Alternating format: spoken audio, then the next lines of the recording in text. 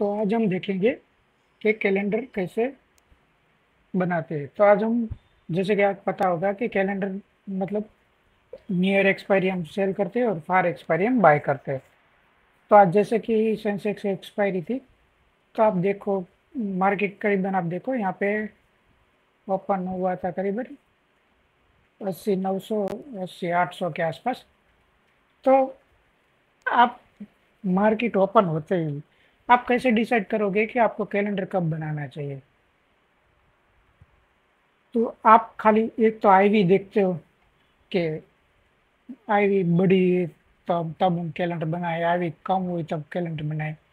पर उसमें इश्यू क्या होता है कि नियर एक्सपायरी होती है उसकी हमेशा आईवी ज़्यादा ही होती है फार एक्सपायरी से। तब भी यहाँ पे भी देखो वही सेम है, 5 अगस्त के आईवी 20 है और उस 12 अगस्त की 12 के आसपास है।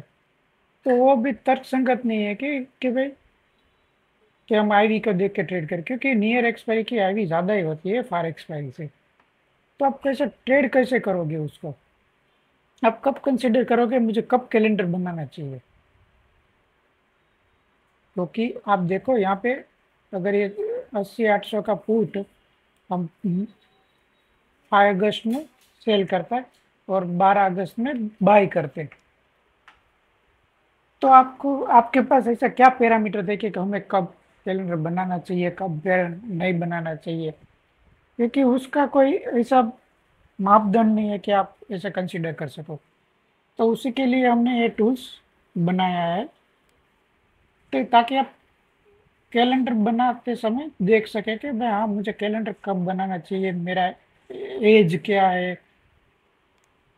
तो आप देखो ये ब्लू लाइन तो नियर एक्स 5 अगस्त की एक्सपायरी की प्राइस है 80 800 की, और ये ऑरेंज लाइन है 12 अगस्त की। तो हमने ये ब्लू लाइन जो 5 अगस्त वाली है वो हमने 80 80 800 की पुट शॉर्ट की है और ये 12 अगस्त वाली बाई की है। तो 12 अगस्त माइनस 5 अगस्त ये डिफरेंस ये शो कर रहा है यहाँ पे, ठीक है। तो अब देखो मार्केट ओपन होती है यहाँ पे वो डिफरेंस था 315 के आसपास। तो उसका मतलब क्या है कि आपको क्या चाहिए कि नियर एक्सपायरी का थीटा ज़्यादा होता है तो उसका थीटा ज़्यादा गिरेगा, फार एक्सपायरी का थीटा कम होता है तो वो कम गिरेगा, क्योंकि आपने स्ट्राइक तो सेम कंसिडर करके रखी है, ठीक है। तो ये डिफरेंस आपको जितना बढ़ेगा उतना आपको प्रॉफिट होगा और जितना नीचे जाएगा उतना आपको लॉस होगा। तो आप देखो आपने अगर मार्केट ओपन होते ही आपने 9 9:30 9:36 उससे पहले अगर आपने कैलेंडर बनाया होता तो आप उतने एज में नहीं होते जितने। तो हमने उसको आपको कंसिडर करने के लिए क्या किया है, ये डिफरेंस और डिफरेंस का हमने वीवेप लाइन निकाला है। तो आप कैलेंडर तब बनाओ जब ये डिफरेंस वीएफ लाइन के नीचे हो, ताकि वो आपको एज दे सके बाकी के कंपेरिटिव में। देखो आप देखो कि अगर आपने यहाँ पे कहीं आपने कैलेंडर बनाया होता तो आपको कैलेंडर बनता डिफरेंस देखो 320 के आसपास, ठीक है।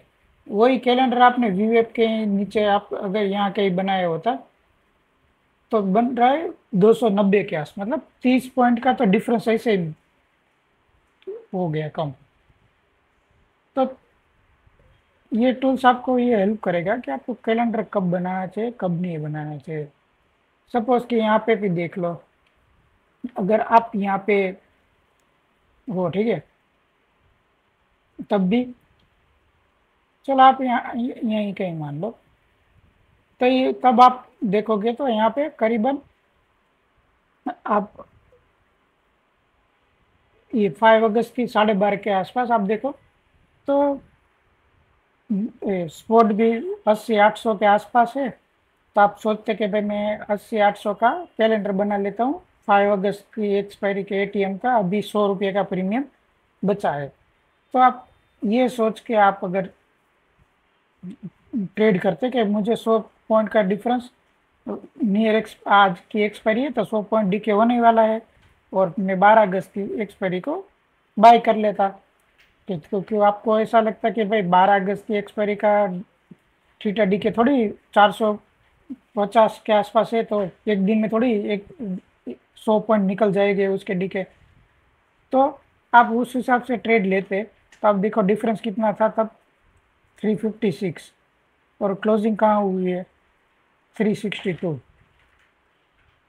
आपको मैक्सिमम कितने पॉइंट मिलते, 6 पॉइंट। आपको तो ओनली 6 पॉइंट का प्रॉफिट होता। आपने सोचा था क्या कि मैं 12:30 बजे ट्रेड एटीएम पुट का बना लेता हूँ, क्योंकि उसमें 100 रुपये का प्रीमियम है। और ये देखो यहाँ पे 12:30 बजे स्पॉट भी 80-800 चल रहा है, और एटीएम का 5 अगस्त के एटीएम का प्राइस चल रहा है 100 रुपये, और नेक्स्ट एक्सपायरी क्या चल रहा है, 458 रुपये, 60 रुपये। तो आपको लगता है कि भाई मैं मतलब 2-3 घंटे ही बचे तो 100 रुपये का डीके में मुझे मिल ही जाएगा। और फायर एक्सपायरी में चलो मान लेते हैं कि 50 रुपये डीके होगा, 60 रुपये डीके होगा, तो भी आपको 40 पॉइंट तो भी मिलेगा। पर ये कैलकुलेशन गलत हो जाता। क्यों? आपने सोचा था कि भाई मुझे तो 50-60 पॉइंट डीके मिलना चाहिए, पर आपको मिला, देखो मार्केट क्लोजिंग होता टाइम ओनली 6 पॉइंट का। अगर वो तो आपने मार्केट क्लोजिंग के टाइम रखा होता, तो अगर आपका कहीं, क्योंकि क्या होता है सब जगह 3 बजे काट लेते हैं ट्रेड, अगर आपने 3 बजे काट लिया होता ट्रेड, तो आपको देखो कम से कम 30 से 40 पॉइंट का लॉस होता। और आपको समझ में नहीं आया तो आपको लॉस क्यों हुआ, क्योंकि मेन डिफरेंस ये होता है कि आपको कैलेंडर कब बनाना चाहिए कब नहीं बनाना चाहिए, उसका प्रॉपर आइडिया ही नहीं है कि मुझे कब बनाना चाहिए कब नहीं बनाना चाहिए। तो एक तो ये कंडीशन हो गई। तो आप ये वीवेप लाइन के नीचे आप जब भी कैलेंडर बनाओगे, तो मैं ये तो नहीं कहूँगा कि आपको लॉस नहीं होगा, पर आपको बाकी के कंपेरेटिव में बहुत ज़्यादा एज मिल जाएगा। कब? क्योंकि आप यहाँ पे बनाओगे तो यहाँ से आप 30 पॉइंट का स्टॉप लॉस लगा के, मतलब अगर स्टॉप लॉस हिट हुआ तो हो गया। पर अगर आपने यहाँ पे कैलेंडर बना लिया, तो आपको एक तो प्रॉफिट भी कम होने वाला है, और प्लस में आपका लॉस होने का चांस भी बढ़ जाता है, दोनों है।